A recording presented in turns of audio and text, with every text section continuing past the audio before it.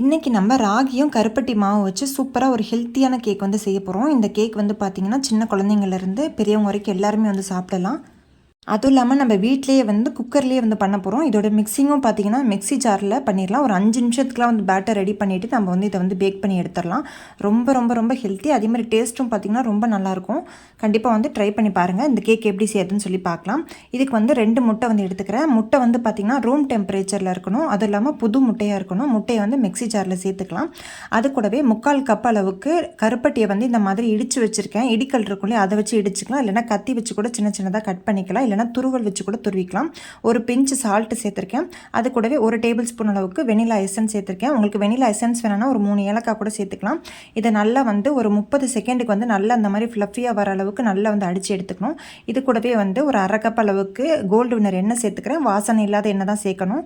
இது கூடவே வந்து பார்த்திங்கன்னா 1 டேபிள் ஸ்பூன் அளவுக்கு பேக்கிங் பவுடர், அதுக்கப்புறம் ஒரு 3 டேபிள் ஸ்பூன் அளவுக்கு கொக்கோ பவுடர் சேர்த்துக்கலாம். 1/2 கப்பில் வந்துட்டு பால் காய்ச்சி ஆற வச்ச பால் சேர்த்துருக்கேன்.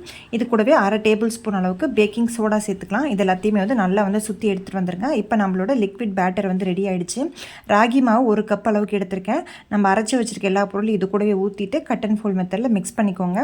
இன்னொரு டின்னில் வந்து எண்ணெய் நல்லா தடவிட்டு அதில் வந்து இப்போ ராகி மாவில் செய்கிறோம் அப்படின்னா ராகி மாவு கூட டஸ்ட் பண்ணி வச்சுக்கலாம். டஸ்ட் பண்ணிக்கலாம். இல்லைன்னா நீங்கள் கோதுமை மாவு கூட போட்டு டஸ்ட் பண்ணிக்கலாம். அதே மாதிரி இது ரெடி பண்ணிகிட்டு இருக்கும்போதே வந்து நம்மளோட குக்கரையும் வந்து ப்ரீ ஹீட் பண்ணி வச்சிடணும் 10 நிமிஷத்துக்கு முன்னாடியே.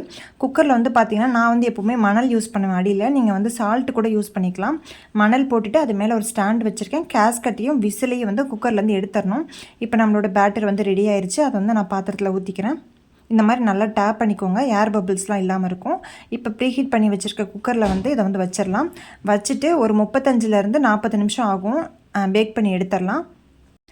குக்கரில் வந்து கேக் வந்து பேக் ஆனதுக்கப்புறமா வந்து இந்த மாதிரி ஒரு கத்தி வச்சு இப்படி உள்ளே விட்டு பார்த்தீங்க அப்படின்னா ஒட்டாமல் வரணும். வந்துச்சுன்னா நம்மளோட கேக் வந்து நல்லா வெந்துருச்சு.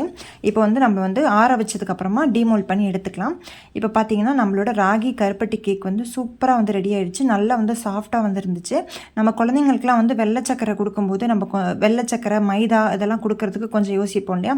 இந்த மாதிரி கேக் வந்து ஹெல்த்தியாக நம்ம பண்ணி கொடுக்கலாம். ஸ்கூலுக்கு கூட வந்து பார்த்திங்கன்னா உங்களுக்கு ஸ்நாக்ஸ் கூட கொடுத்து விடலாம்.